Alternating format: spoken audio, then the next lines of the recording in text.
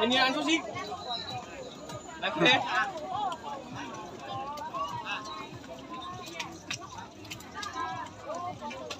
Gì đâu?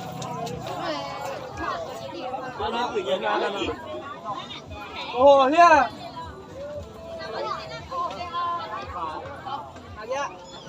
là tìm một chiếc xô này số lạ quá phải đi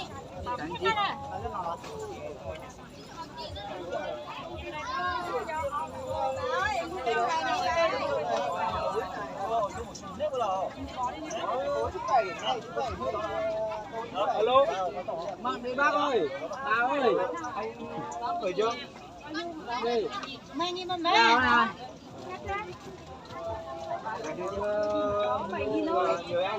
mày đi à rất xa đấy à Hết tiền đấy. rất xa đó mày nhìn mấy bác à ra này ra sang mà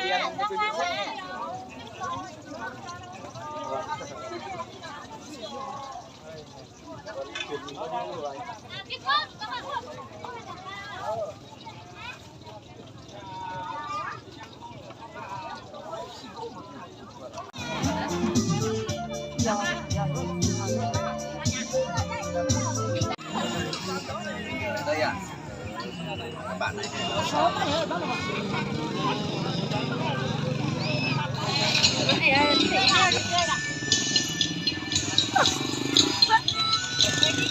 Chưa ra.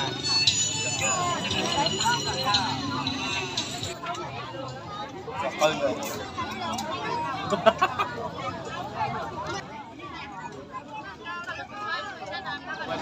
Mẹ có mặt chụp ảnh.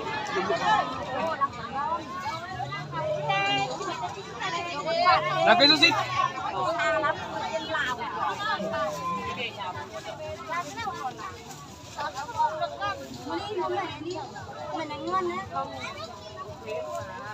Có một vật rồi.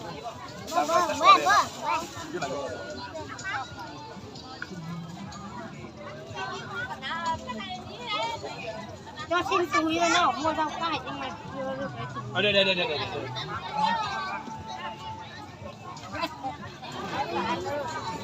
Bao nào xí xíu? Bao nào xí xíu? Chưa đâu. Có bạn nào qua chơi nó khỏi cái phone này phải chạy.